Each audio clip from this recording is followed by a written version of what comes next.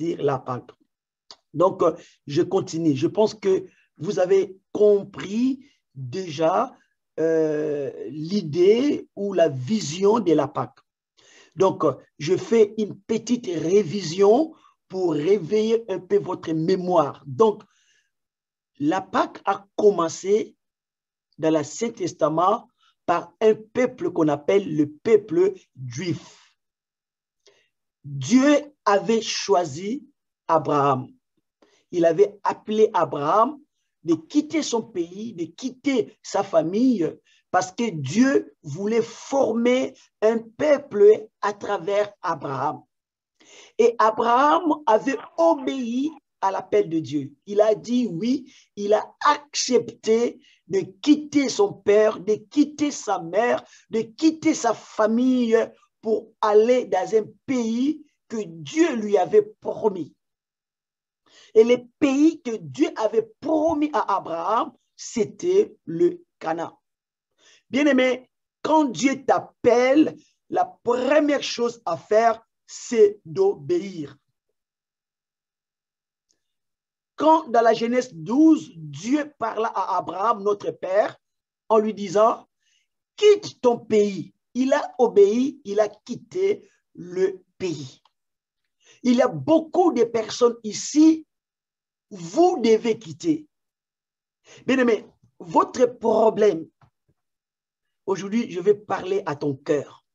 Ton problème, parce que tu as écouté l'appel de Dieu, tu as entendu la voix de Dieu, mais tu n'as pas encore quitté. Il y a un problème quand on attend la parole de Dieu, quand on ne quitte pas. Vous savez qu'aujourd'hui, il y a des chrétiens qui chantent la musique chrétienne, qui aussi dansent la musique du monde. Le Seigneur nous appelle de quitter le monde.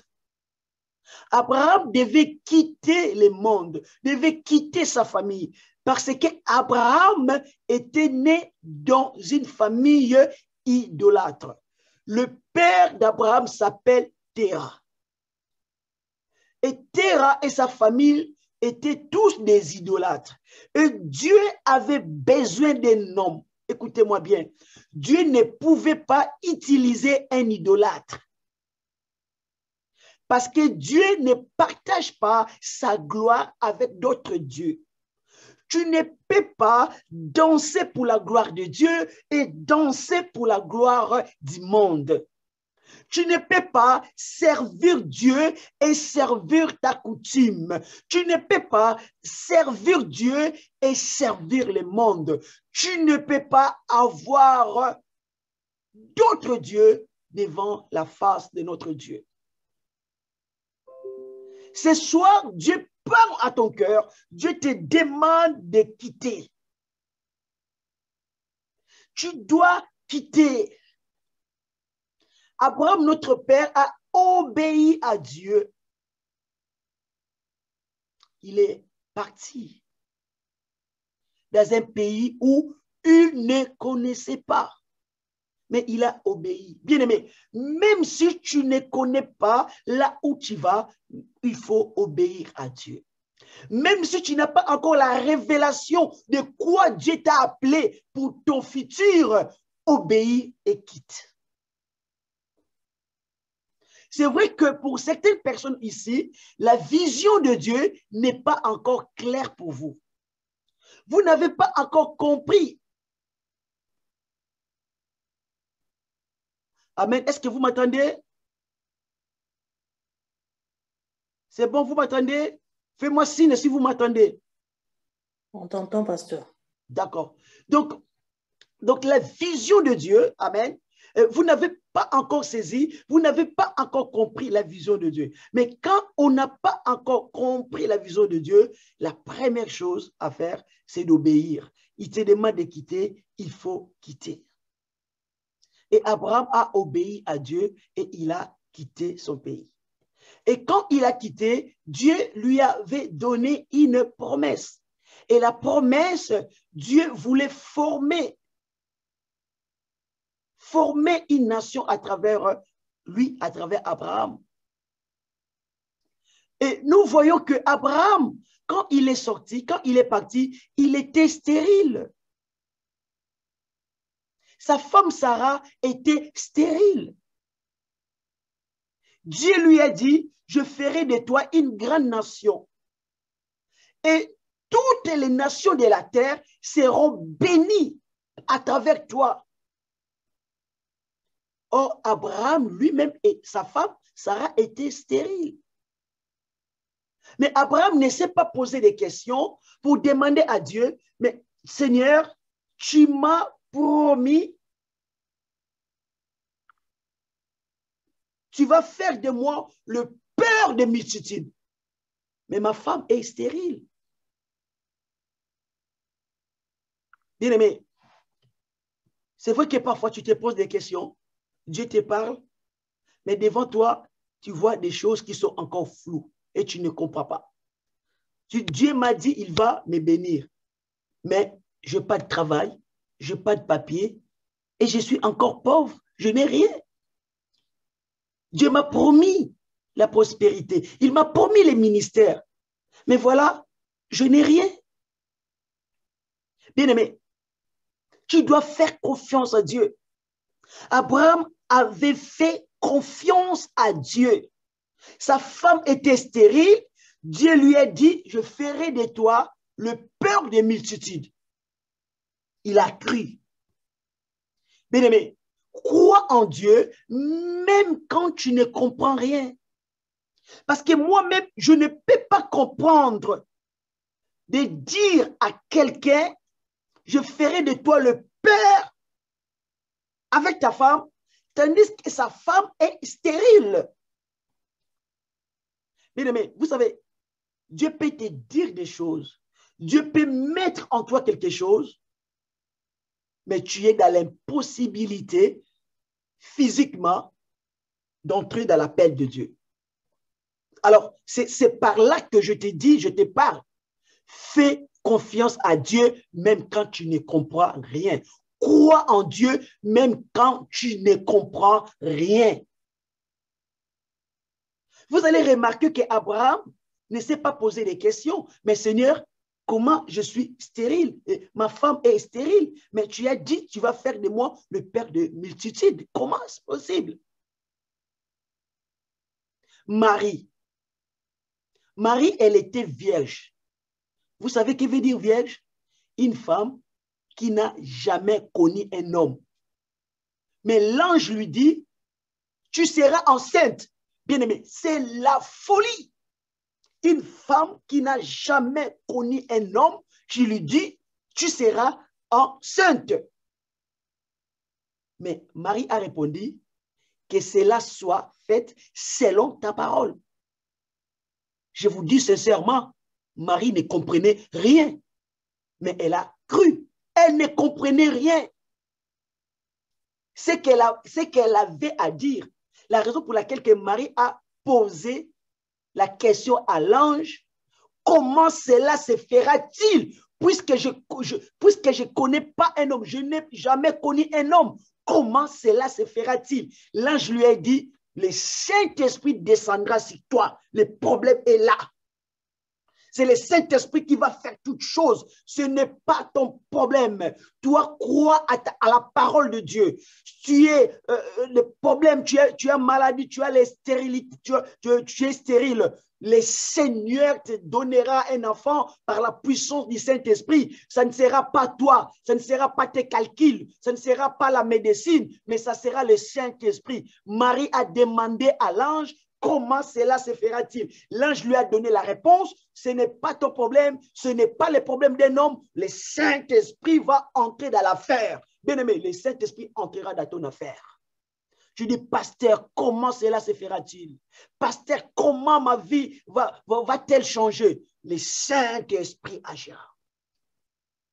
Fais confiance à Dieu, car le Saint-Esprit agira dans ton affaire. Abraham a cru et Abraham a eu un enfant après 25 ans d'attente. il a eu un enfant avec Sarah. Et l'enfant s'appelait Isaac. Isaac, à son tour, il a eu 2 enfants, des jumeaux. C'était Jacob et Ésaü. Dieu a choisi Jacob. La Bible dit, Dieu a aimé Jacob. Jacob qui était le petit frère, mais Dieu l'a choisi. Et Jacob, son nom a été changé, il est devenu Israël. Voilà comment le peuple hébreu, le peuple Israël, cette nation que Dieu a choisie, comment cette nation a été formée. Jacob a eu 12 fils. C'est ce qu'on appelle les 12 tribus d'Israël. Les 12 tribus d'Israël sont sortis de Jacob. Jacob, son père, Isaac. Et Isaac, son père, c'est Abraham. On voit là le Dieu d'Abraham, le Dieu d'Isaac et le Dieu de Jacob. La raison pour laquelle Israël, jusqu'à aujourd'hui, il évoque le Dieu d'Abraham, le Dieu d'Isaac et le Dieu de Jacob, parce que ce sont leurs pères. La nation juive, la nation Israël a été formée par là, l'origine d'Israël. Ça commence par Abraham, ça descend par Isaac et Jacob a donné naissance aux 12 tribus d'Israël qui forment jusqu'à aujourd'hui la nation d'Israël, les Juifs. Et après, parmi les enfants de Jacob, il y avait Joseph. Joseph a été détesté par ses frères. Il s'est retrouvé en esclavagisme ou en Égypte. Et la faveur de Dieu était sur Joseph. Il a interprété des rêves. Malgré il a vécu une vie difficile, des épreuves sur épreuves. Mais comme Dieu était avec lui, il était béni. Bien-aimé, tu peux traverser une vie des épreuves sur les épreuves. Si Dieu est avec toi, tu seras élevé. Et Joseph était élevé. Il est devenu ministre dans un pays étranger. Comme Dieu était avec Joseph, Dieu donna à Joseph la sagesse, voire même il a sauvé la nation Égypte de 7 années de famine. C'est par la sagesse de Dieu, l'Égypte était délivrée de 7 années de la famine. Et là où était la famille de Joseph, là où étaient ses frères et son père, il y a eu la famine de 7 années. Et ils se sont déplacés pour aller en Égypte pour trouver la nourriture. Ils sont devenus des réfugiés économiques. Arrivé là-bas, il rencontra Joseph. Joseph les a connus, mais eux ne connaissaient plus Joseph. Joseph plaira au lieu de venger contre ses frères qu'il avait trahis. Mais Joseph, aimant ses frères, il a dit à ses frères, ne vous inquiétez pas, parce que tout ce qui s'est passé, c'était la volonté de Dieu. C'est Dieu qui m'a conduit. Bien aimé, c'est vrai. Toute chose qui se passe dans notre vie, c'est la volonté de Dieu. Parce que Dieu a le pouvoir d'arrêter les choses et Dieu a le pouvoir de permettre les choses. Tout ce qui t'arrive dans ta vie, c'est la volonté de Dieu. Tout ce que Joseph a vécu, c'était la volonté de Dieu. Parce que si Dieu n'avait pas conduit Joseph en Égypte, lui et sa famille devraient mourir de la famine.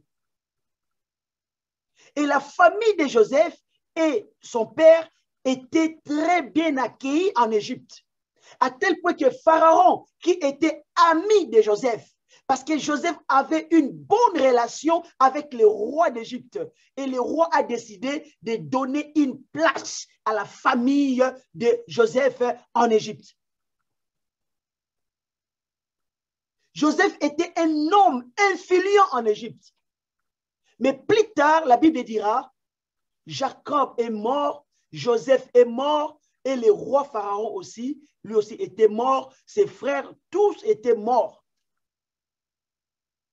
il y a eu une autre génération en Israël et en Égypte. Mais la Bible dira, le nouveau roi d'Égypte ne connaissait pas Joseph, ni ses frères, ni Jacob. Et comme il ne connaissait pas Jacob, comme il n'a pas connu Joseph, il s'est mis à persécuter les enfants d'Israël parce que il avait peur et il a mis en place une politique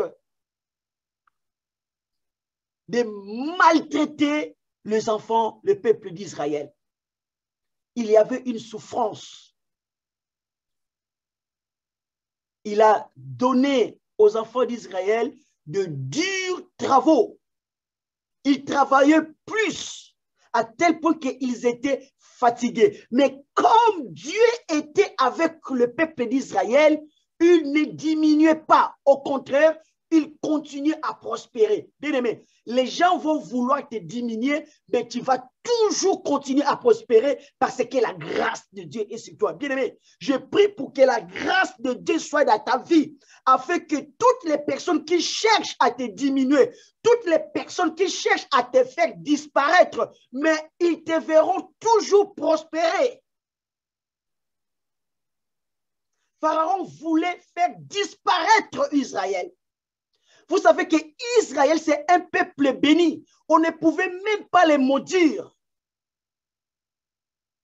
Parce que vous savez, quand Balaam et Balak ont cherché à maudire Israël, on ne peut pas maudire celui que Dieu a élevé. On ne peut pas maudire celui ou celle que Dieu a béni. On ne peut pas maudire celle ou celui que Dieu a choisi. Bien-aimé, tu es le choix de Dieu. La raison pour laquelle tout ce que les gens diront contre toi, ça sera sans effet. Sans effet. Ne crains pas les paroles des hommes. Toute personne qui cherche dans son cœur pour te faire diminuer, pour te faire disparaître, toute personne qui cherche ton échec, elle va échouer. Elle va échouer. Parce que on ne peut pas toucher un oint de Dieu. On ne peut pas toucher celui ou celle que Dieu a choisi. Bien aimé, même quand tu passes par des moments difficiles, glorifie Dieu. La Bible dit, nous devons rendre grâce à Dieu en toutes choses. Joseph a vécu des moments très durs. Si vous lisez la Bible, vous allez comprendre que Israël était en Égypte, c'était aussi la volonté de Dieu. Avant la naissance de Jacob, avant la naissance d'Isaac, Genèse 18, Dieu avait parlé à Abraham que ton peuple sera esclave quelque part pendant 400 ans. Dieu l'avait déjà prédit et ça devait s'accomplir. Et Israël était en esclavagisme en Égypte.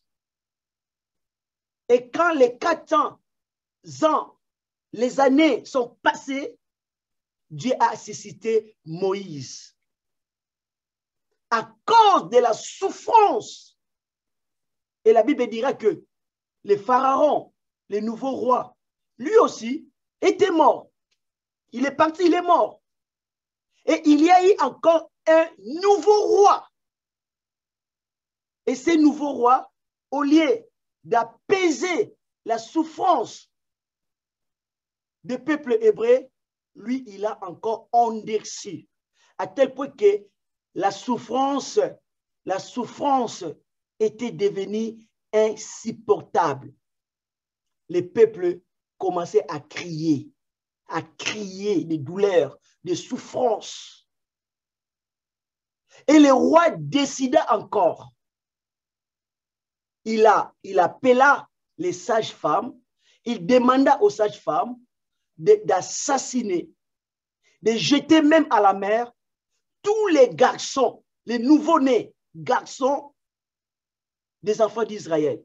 Parce qu'il avait peur de la croissance d'Israël. Bien-aimé, tu fais peur aux gens.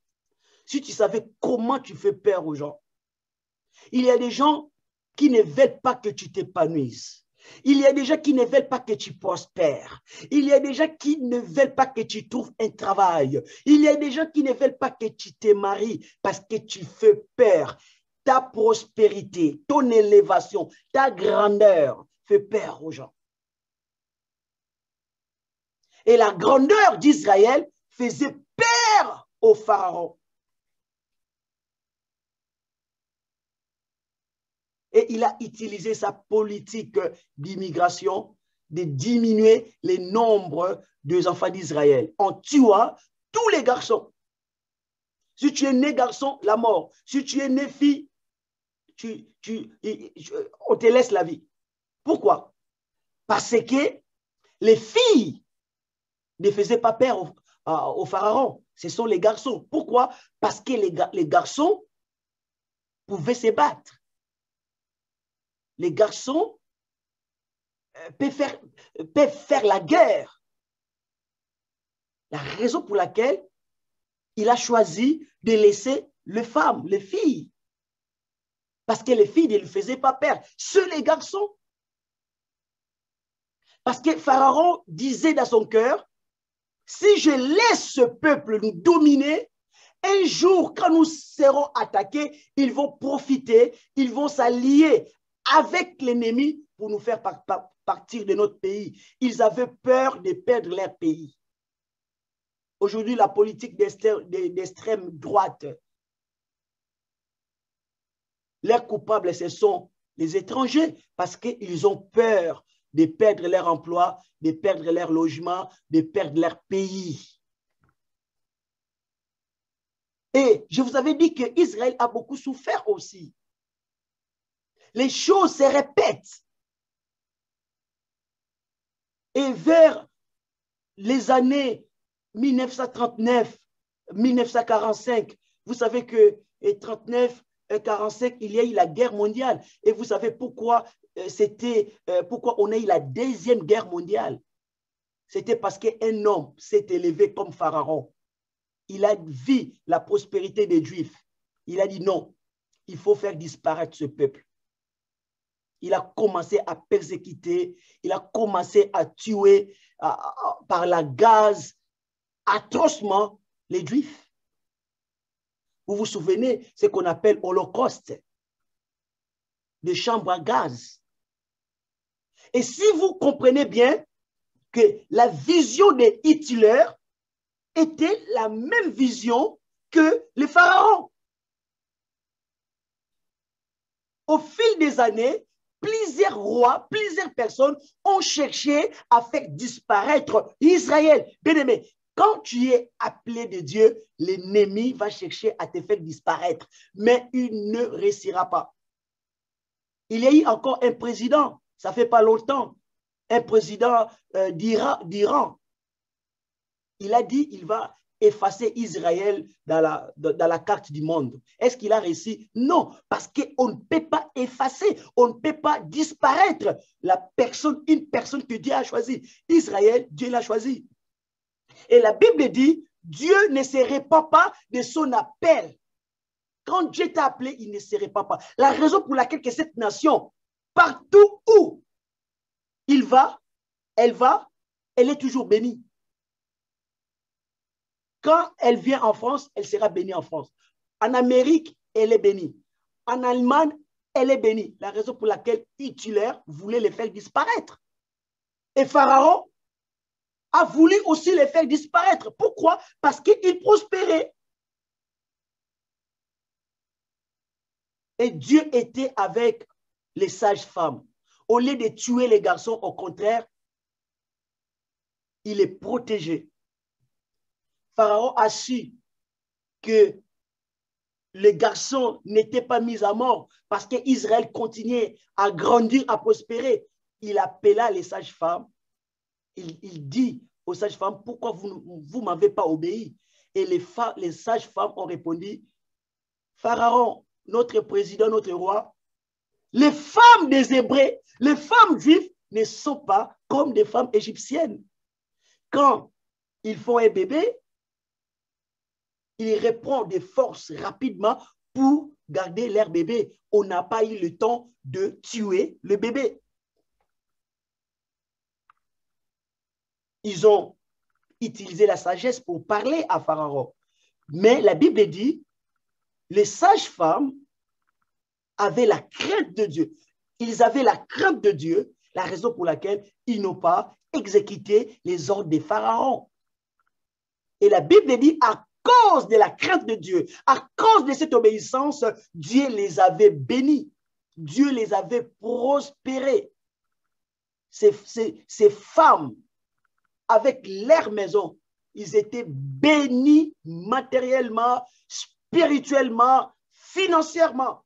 Même s'ils étaient les Égyptiennes, Dieu les avait bénis à cause de la crainte de Dieu. Bien-aimé, si tu vis dans la crainte de Dieu, Dieu te bénira. La prospérité de Dieu commence dans la crainte. La Bible dit que la crainte de l'Éternel, c'est le commencement de la sagesse. Laisse-moi te dire, c'est aussi le commencement de la prospérité. Et il y avait toujours la souffrance. Israël criait à Dieu. Il criait, oh Dieu, le Dieu d'Abraham, le Dieu d'Isaac, le Dieu de Jacob. Israël criait de douleur, Israël pleurait. La Bible dit, leur cri était monté jusqu'au ciel. Dieu a entendu les cris de douleur, les cris de souffrance. Et cela correspondait aussi au temps de Dieu. Parce que la Bible dit qu'il devait faire 400 ans. Et quand Israël criait, c'était la bonne saison. C'était dans les 400 années qu'Israël était arrivé. Bien aimé, la Bible dit, dans les temps favorables, Dieu va te bénir. Dieu agit toujours à son temps. Et t'écrit, amen, et dans la bonne saison. Et dans la bonne saison, Dieu va t'écouter. Beaucoup de personnes me disent, mais pasteur, je ne vois pas toujours des bénédictions. Bien-aimé, dans les temps favorables, tu verras les bénédictions. Il y a ce qu'on appelle, je pense que vous le savez bien, chrono, c'est le temps de l'homme. Et ce qu'on appelle kairos, c'est le temps de Dieu. Et quand tu es dans les kairos, dans les temps de Dieu, les choses seront faciles. Dieu t'aime. Même quand tu pries, tu n'es pas encore exaucé. Garde la foi. Israël devait faire 400 années dans l'Égypte. Et quand les 400 années seront achevées, Dieu devait les faire sortir. Et quand Israël criait, c'était dans la bonne saison. C'était dans les temps de Dieu. Et Dieu a envoyé Moïse. Et Moïse est venu comme le libérateur.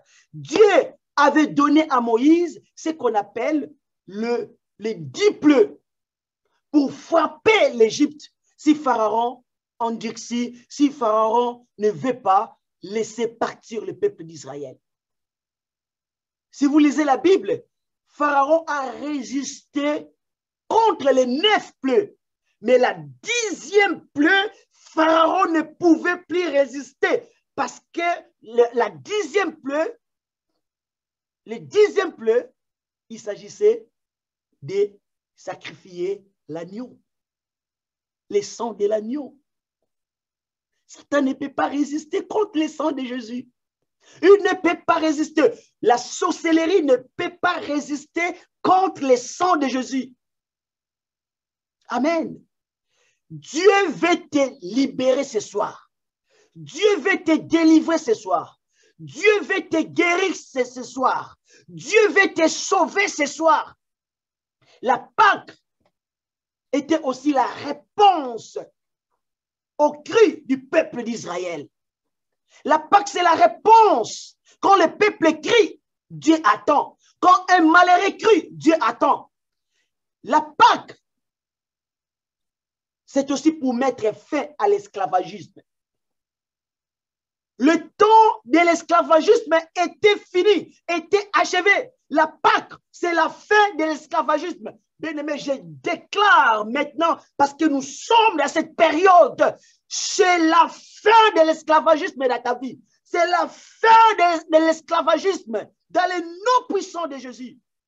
La fin des souffrances, la fin de la maladie dans ta vie. Et le moyen de délivrance que Dieu avait utilisé, c'était l'agneau, le sang de l'agneau.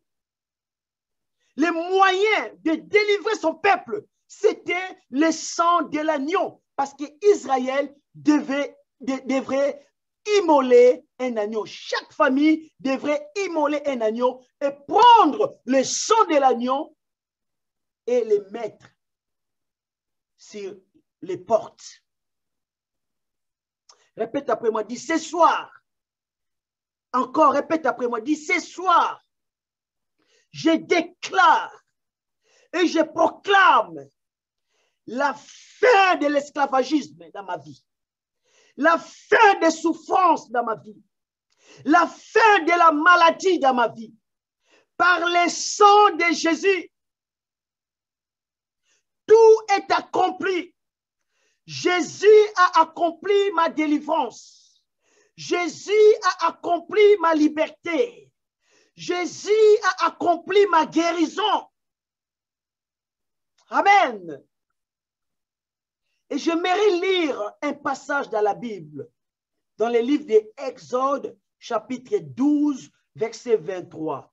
Exode, chapitre 12, verset 23. La Bible dit, quand l'Éternel passera pour frapper l'Égypte, verra, c'est le verbe voir, verra les sang sur les lintons.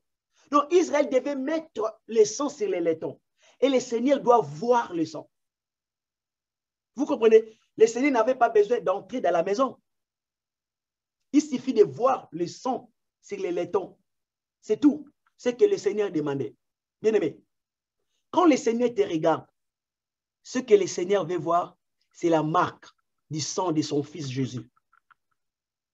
Il n'a pas besoin de voir tout ce qui se passe. Non, parce que par tes œuvres, tu ne peux pas plaire à Dieu. Il n'a pas besoin de voir tes œuvres. Si tu présentes tes œuvres à Dieu, Dieu va te rejeter. Dieu a besoin de voir la marque du sang de Christ. La raison pour laquelle que le sang était mis sur les laitons, pas dans l'intérieur de la maison, mais de l'extérieur de la maison, pour que Dieu puisse voir. Je continue à lire la parole. Verra les sang sur les laitons et sur les deux poteaux. L'Éternel passera dessus la porte. Il ne permettra pas aux destructeurs d'entrer dans vos maisons pour frapper. Répète après moi, destructeur. Nous voyons la présence d'une personne que la Bible appelle le destructeur. Sa mission était quoi? De frapper. Aujourd'hui encore, les destructeurs continuent à frapper des gens. Écoutez-moi bien. La Bible dit, Jean chapitre 10, verset 10, la Bible dit, les voleurs viennent pour dérober, égorger et détruire. Un destructeur, c'est qui? C'est celui qui détruit. Je vais vous faire comprendre une chose, une révélation. Vous allez comprendre facilement. Écoutez, les destructeurs, c'est qui? C'est celui qui détruit. Et dans Jean chapitre 10, la Bible nous montre, c'est lui qui détruit. Donc vous allez comprendre que les destructeurs, c'est le diable. C'est Satan. Parce que la Bible dit les voleurs. La Bible parle de Satan. Les voleurs viennent que pour dérober, égorger et détruire. Et celui qui détruit, on l'appelle destructeur. Donc, quand la Bible parle que les destructeurs vont frapper, donc Satan va frapper. C'est le diable qui frappe. Dieu n'est pas appelé destructeur. Dieu n'a pas un ange qu'on appelle destructeur. Les destructeurs, c'est Satan qui frappe. Et Satan ne peut pas frapper ceux qui sont couverts par le sang de Jésus. Satan, c'est lui, le maître et le chef des sorciers. C'est lui, le maître et le chef des démons. Il envoie des sorciers, il envoie des démons pour frapper, pour donner la mort, pour donner la maladie, pour donner la pauvreté, la stérilité, le cancer, les sida. C'est les destructeurs. Il peut détruire ton corps par une maladie. Il peut voler ta vie par une maladie. Mais la Bible dit, là où il y a le sang, les destructeurs ne peuvent pas frapper. Bien-aimé, couvre ta vie par le sang de Jésus. Couvre ta famille par le sang de Jésus. La Bible dit dans le livre de Hébreux, chapitre 11, verset 28. Hébreux, chapitre 11, verset 28. La Bible dit, c'est par la foi qu'il fit la Pâque et l'aspersion du sang, afin que l'exterminateur ne touchât pas aux premiers-nés des Israélites. Exterminateur, destructeur, c'est la même personne. C'est les diables, c'est la puissance des ténèbres, la puissance satanique. Donc, je vous parle de ce qui s'est passé les jours de la Pâque. Il y avait le sang de l'agneau contre les destructeurs. Un combat entre la lumière et les ténèbres. Donc, quand les gens parlent de la Pâque, les gens n'ont pas l'idée de ce qui s'est passé les jours de la Pâque. Bien aimé, il y avait un combat spirituel entre le sang de l'agneau et les destructeurs qui frappaient. Donc, cette nuit-là, les nuits de la Pâque, quand les gens dormaient, les gens ne savaient rien. Il y avait la puissance du sang de l'agneau sur les lettres, sur les deux poteaux, sur la porte, et il y avait aussi les destructeurs qui étaient là. Mais là où il y avait le sang, les destructeurs ne pouvaient pas entrer dans cette maison. Parce que des personnes qui étaient dans cette maison étaient couvertes par le sang de Jésus. Je vous supplie, je suis votre pasteur. Couvrez-vous par le sang de Jésus. Si tu n'es pas encore sous le sang de Jésus, couvre-toi sous le sang de Jésus. Les diables ne peuvent pas te toucher. Les démons ne peuvent pas te toucher. Les sorciers ne peuvent pas te toucher. Les démons ne peuvent pas te toucher. La maladie ne peut pas te toucher. Couvre tes enfants. Couvre ta vie sous la protection du sang de Jésus. Bien-aimé, il y a un destructeur. Il y a un voleur. Il y a une personne qui a la mission de détruire. Quand on regarde la jeunesse est détruite par les destructeurs.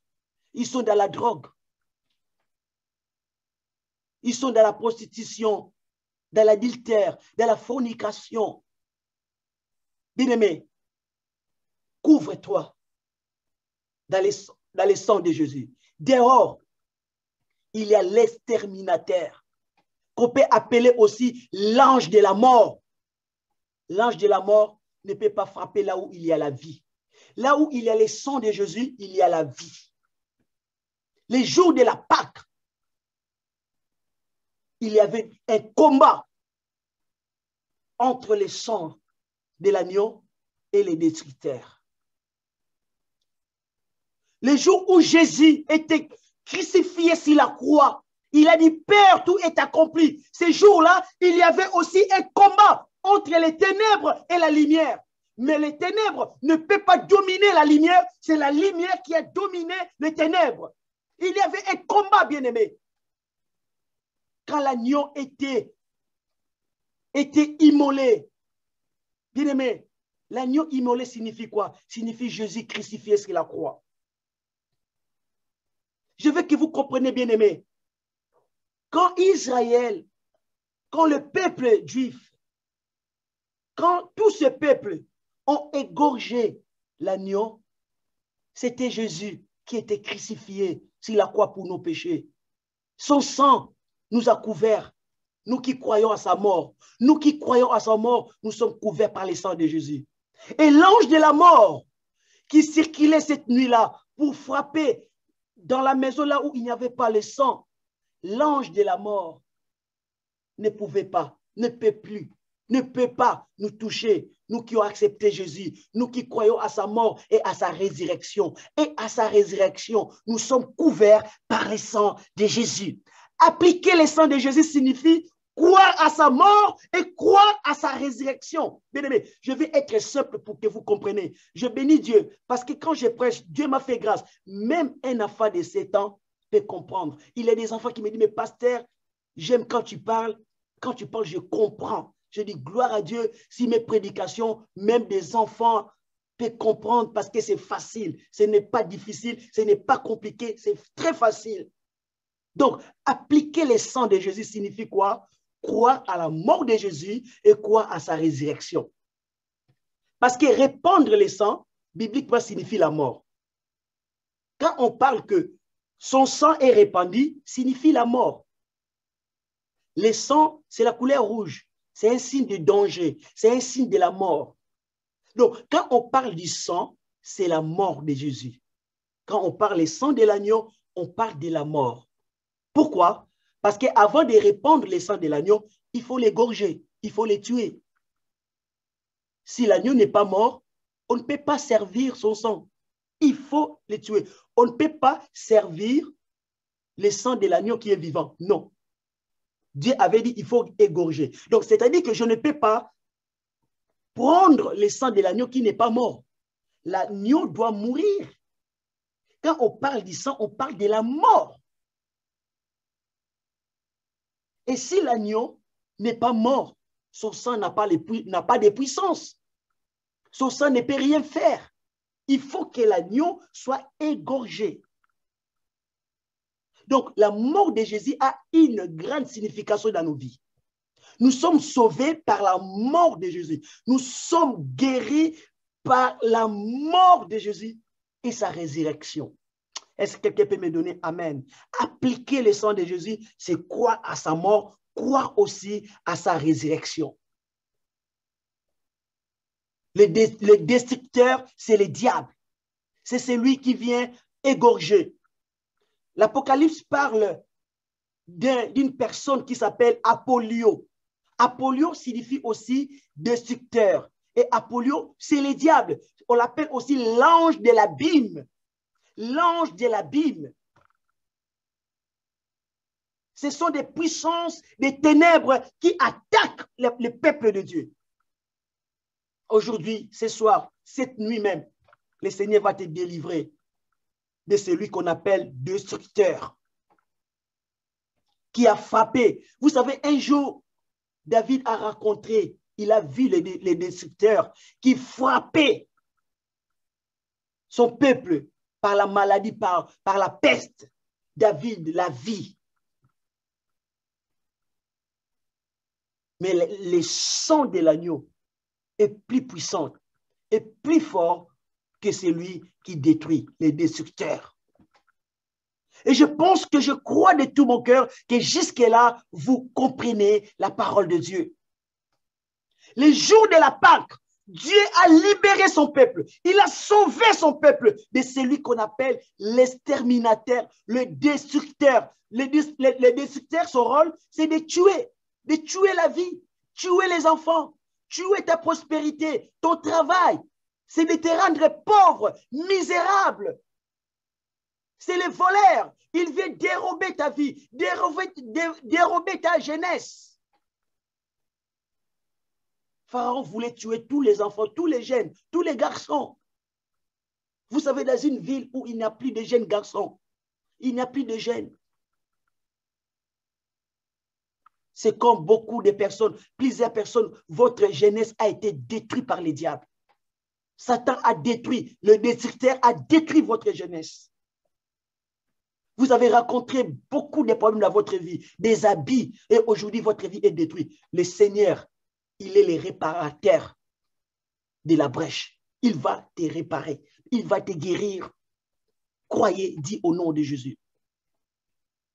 Le sang de Jésus est plus fort que les diables. La Bible dit, nous l'avons vaincu à cause du sang de l'agneau. Nous l'avons vaincu à cause du sang de Jésus. Applique le sang de Jésus dans ta vie. Applique le sang de Jésus sur ta famille. Car Jésus est notre Pâque. C'est lui l'agneau immolé. Pharaon a résisté contre les 9 plaies, mais il n'a pas réussi à résister contre le 10e pleu. Pourquoi? Parce que le sang de l'agneau a été répandu. La Bible dit dans le livre de Éphésiens chapitre 1, verset 7, la Bible dit, en lui, par son sang, nous sommes rachetés, pardonnés de nos fautes, conformément à la richesse de sa grâce. Et 1 Corinthiens chapitre 7, verset 23, la Bible dit, vous avez été rachetés à un grand prix, ne devenez esclaves de personne. Dieu nous a rachetés par le sang de Jésus. Répète après moi, dit, le sang de Jésus. J'aimerais chanter un chant avec vous. Après, je vais prier pour vous. Chantons, je vais chanter. Vêtis brisé du péché, les pouvoirs, la force est en Christ, la force est en Christ. Si dans ton cœur tu veux le recevoir, la force est dans le sang de Christ. Je suis fort, fort. Oui, plus que vainqueur, par le sang de Jésus, mon sauveur. Je suis fort. Oui, plus que vainqueur, par le sang de Jésus, mon sauveur. Veux-tu braver et la mort et l'enfer? La force est en Christ, la force est en Christ. Jésus démon fait tomber toutes tes fers. La force est dans le sang de Christ. Je suis fort. Oui, plus que vainqueur, par le sang de Jésus, mon sauveur. Je suis fort. Oui, plus que vainqueur, par le sang de Jésus, mon sauveur. Alléluia, gloire à Dieu. Bien-aimé, veux-tu braver la mort et l'enfer? Tu veux vaincre l'ange de la mort. Tu veux vaincre les destructeurs. La force est dans le sang de Jésus. La force est dans le sang de l'agneau. L'agneau immolé, l'agneau pascal, l'agneau qui a été égorgé les jours de Pâques. C'est qui l'agneau? C'est qui est l'agneau? Qui est l'agneau? Jean-Baptiste a dit, voici l'agneau de Dieu. Voici l'agneau de Dieu qui ôte le péché dans le monde. Voici l'agneau de Dieu qui a vaincu les destructeurs. Voici l'agneau de Dieu qui a gagné, qui a vaincu les diables. Car nous l'avons vaincu. Nous avons vaincu qui? Les destructeurs. Les destructeurs. Les destructeurs. Nous l'avons vaincu à cause du sang. Il ne peut pas nous toucher. Il ne peut pas faire du mal à nos enfants. Il ne peut pas toucher notre famille. Il ne peut pas toucher nos enfants. Il ne peut pas toucher notre prospérité. Parce que nous sommes couverts par le sang de Jésus. Nous sommes couverts par le sang de Jésus. Et nous sommes forts. Amen. Oh, Baba, Sotoko, Baba. Lèvons nos mains, prions le Seigneur. Si tu parles en langue, si tu es déjà baptisé dans le Saint-Esprit, lève ta voix et prie en langue. Prions tous ensemble. Oh, Bobo, Sotoko, Bolo, Rababai. Yenda Kababa, Santa Kolobolo, Rababai. Yende Kobobo, Sotoko, Bolo, Rababai. Yekobobo, Sotoko, Bababai. Yenda Kalabala, Rabababo, Sotoko, Babai. Rebaba, Santa Koba, Babai. Yende Kalabala, Robobo, Sotoko, Babai. Répétez après moi cette prière. Répétez après moi au nom de Jésus. Nous vainquons Satan par le sang de l'agneau. Nous vainquons l'exterminateur par le sang de l'agneau. Nous vainquons les destructeurs par le sang de l'agneau. en témoignant personnellement ce que la parole de Dieu dit. Que le sang de Jésus a fait pour moi. Par le sang de Jésus, je suis délivré de la main de l'ennemi. Encore, par le sang de Jésus, je suis délivré de la main de l'ennemi. Par le sang de Jésus, l'ange de la mort ne peut pas entrer dans ma maison. Par le sang de Jésus, le destructeur ne peut pas entrer dans ma maison. Par le sang de Jésus, mes péchés sont pardonnés, effacés, éradiqués. Par le sang de Jésus, je suis continuellement purifié de mes péchés. Encore, par le sang de Jésus, je suis continuellement purifié de tous mes péchés. Par le sang de Jésus, encore, je suis justifié comme si je n'avais jamais péché. Encore, par le sang de Jésus, je suis justifié comme si je n'avais jamais péché. Par le sang de Jésus, je suis sanctifié, mis à part pour Dieu le Père. Par le sang de Jésus, j'ai libre accès dans la présence de Dieu. Le sang de Jésus plaide toujours pour moi dans le ciel. Encore, le sang de Jésus plaide toujours pour moi dans le ciel. Mon corps est le temple du Saint-Esprit, racheté, purifié, sanctifié par le sang de Jésus. Je proclame au nom de Jésus-Christ que le sang précieux de Jésus, versé à la croix, me justifie et me sanctifie. Je suis lavé par le sang de Jésus-Christ. Je suis purifié par le sang de Jésus-Christ. Je plaide le sang de Jésus contre les malins, contre les destructeurs, contre l'exterminateur, contre l'ange de la mort qui m'accuse devant Dieu. Je plaide qu'il n'y a plus de condamnation pour moi qui est maintenant en Jésus-Christ. Ma culpabilité a été ôtée par l'agneau de Dieu. Il y a longtemps de cela, devant mon Dieu, je suis pur, je suis saint, je suis sans péché, car mon péché n'existe plus parce que le sang de Jésus a tout effacé.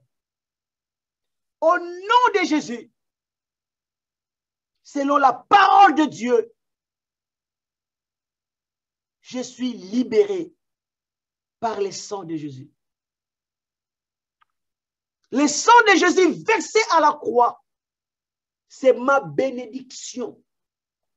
Le sang de Jésus versé à la croix, c'est ma guérison.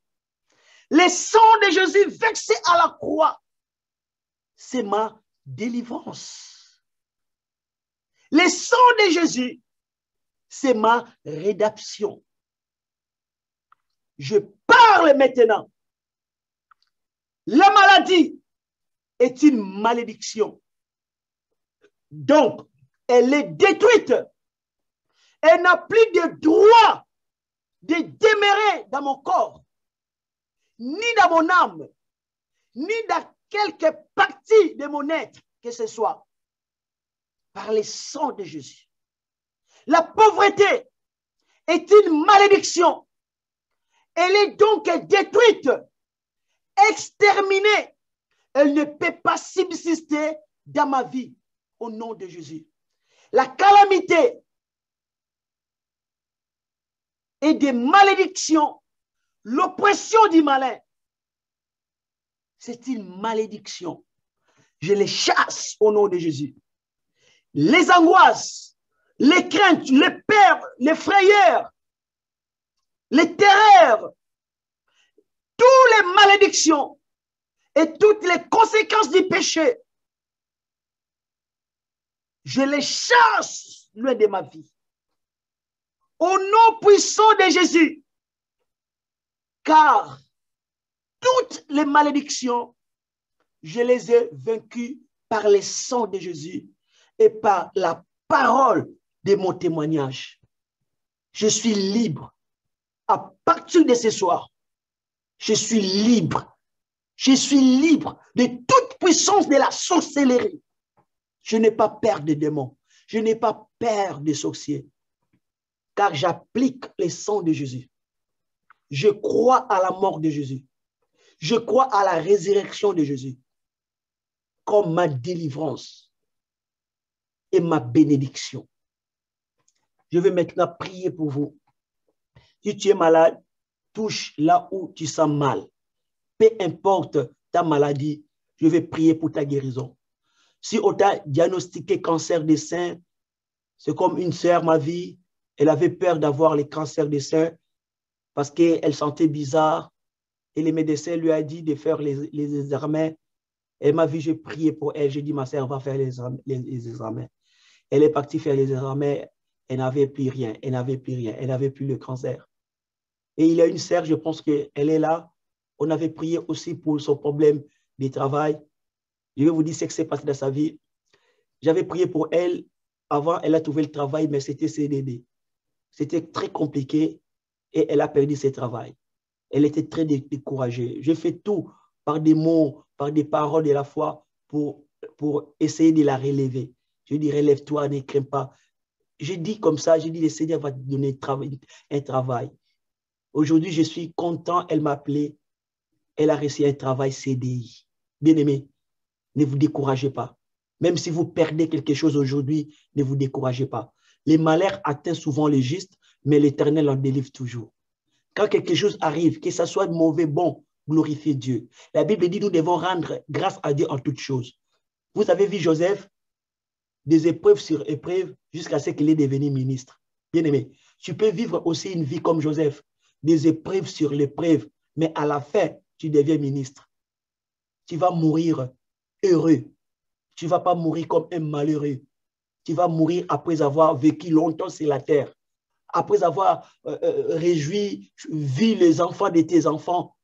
Tu dois mourir. Ça sera une mort heureuse, pas triste, pas dans les souffrances, seule, isolée, dans la pauvreté. Non. Le Seigneur va te rendre heureuse. Abraham est mort, mais comment il est mort? Il est mort très heureux, très heureux. La mort des justes, c'est très heureux. Le Seigneur ne permettra pas que ses enfants meurent comme des pécheurs dans le malheur, dans les souffrances, dans la médiocrité, dans la pauvreté. Tu peux traverser des périodes difficiles. Oui, ça peut y arriver. Garde la foi. Tu finiras ministre. Tu finiras une grande personne. La Bible dit les malheurs atteignent souvent les justes, mais l'Éternel en délivre toujours. Oui, tu peux passer par des moments difficiles. Dieu sera toujours là pour toi. Ne crains pas, garde la foi. Garde la foi, ne te décourage pas. Je vais prier au nom de Jésus. Levez tes mains par la foi, là où tu es. Je libère des paroles, des guérisons, des miracles, de la prospérité. Au nom de Jésus, Seigneur, cette personne, cette femme qui me regarde, cet homme qui me regarde, je prie pour qu'elle puisse recevoir les miracles. Reçois un miracle au nom de Jésus-Christ. Cette personne qui est malade, qui me regarde, qui est souffrant, qui a des douleurs au dos, des douleurs à la tête, qui n'est pas bien, reçois les miracles au nom de Jésus-Christ. Cette personne qui en toi, Seigneur, je veux me marier, Seigneur, je veux un enfant, donne-moi un enfant, je veux, Seigneur, de me délivrer. Reçois la délivrance au nom de Jésus, que le Seigneur te donne des enfants, que le Seigneur te guérisse, que le Seigneur te bénisse, tout ce que tu as demandé à Dieu, reçois, je libère la guérison au nom de Jésus, je libère les miracles, je libère la prospérité, toi qui as des dossiers, et tu attends que tes dossiers soient débloqués, toi qui as fait les demandes de prêts, toi tu veux acheter une voiture, tu veux acheter une maison, tu veux faire des affaires, reçois les miracles au nom de Jésus, que le Seigneur te visite. Tout ce qui était bloqué dans ta vie, ça soit débloqué au nom de Jésus. Tout ce qui était fermé par l'ennemi, par les diables, par les sorciers, je prie pour que tu sois libre au nom de Jésus. Que le Seigneur te libère, toi, tes enfants, toute ta famille, ton travail, ta profession. Bien-aimé, tu traverses des combats. Il y a une personne qui traverse des combats dans son travail. Tu traverses le combat. Bien-aimé, ne crains pas, ne crains pas. Tes ennemis vont tomber. Comme nous avons vu que Pharaon était tombé. Demain, je vais parler comment Pharaon et ses hommes sont tombés.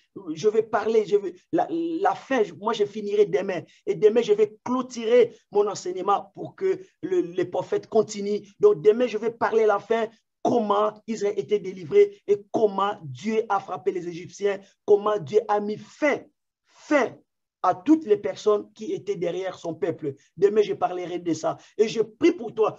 Toutes les personnes qui sont contre toi dans ton travail, ils vont tomber. S'ils ne se répandent pas, ils vont tomber. S'ils continuent à te suivre, ils vont tomber. Ils vont tomber. Dans le nom de Jésus, je te dis la vérité. Moi, je souhaite à ces gens la repentance. Je veux qu'ils se répandent. Je veux qu'ils arrêtent de te faire du mal. Mais s'ils continuent, ils s'endurcissent comme Pharaon, ils vont tomber. Il y aura le fléau de Dieu.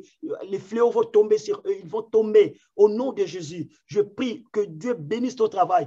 Toutes les personnes qui cherchent de te diminuer, tu vas toujours prospérer. Tu vas toujours prospérer. Personne ne va te diminuer. Toute personne qui va chercher à t'arrêter, comme ils ont cherché à arrêter Israël, mais ils n'ont pas réussi. Ils n'ont pas réussi parce que Dieu était avec son peuple. Mais Dieu sera avec toi. Toutes les personnes qui chercheront à t'arrêter, tu vas toujours prospérer. Dans le nom de Jésus. Dans le nom de Jésus. Le message de la Pâque, c'est le message de la libération. C'est la libération. Dieu a libéré Israël en esclavagisme. Et Dieu nous a libérés du péché, de Satan, le diable. Il nous a libérés par sa mort et sa résurrection. Bien-aimé, je proclame la Pâque dans ta vie. Jésus est ta Pâque. Jésus est ta Pâque. Jésus est ta Pâque. Reçois la délivrance. Reçois la liberté dans le nom de Jésus. Merci Seigneur pour les miracles, pour la guérison. Merci Seigneur. Je vois beaucoup de miracles. Je vois beaucoup de témoignages. Je sais que tu vas témoigner la gloire de Dieu parce que Dieu a fait dans ta vie des grandes choses. Je remercie le Seigneur pour ce temps que nous avons passé ensemble. Que la louange et la gloire reviennent à notre Dieu au nom de Jésus-Christ. Amen. Amen. Gloire à Dieu. Rendez-vous demain à 18h30. Demain, je vais clôturer ma partie de l'enseignement et pour laisser la place au prophète jeudi et vendredi, il sera là en présentiel. Inviter d'autres personnes, bien-aimées. Inviter, quand il y a des bonnes choses, il faut inviter aussi d'autres personnes pour qu'elles viennent manger. Inviter d'autres personnes. Peut-être qu'une personne va être guérie à travers toi. Peut-être qu'une personne va être sauvée à travers toi. Donc, invitez la personne. Et si la personne est bénie et guérie à travers toi, soit c'est que Dieu va te bénir encore. Donc, je vous bénis et je vous recommande entre les mains du Seigneur. J'espère qu'on se verra demain en présentiel à 18h30. Soyez bénis au nom de Jésus. Amen. Bonne nuit. Vous pouvez activer vos micros et nous allons nous saluer les uns les autres par la grâce de Dieu. Soyez bénis.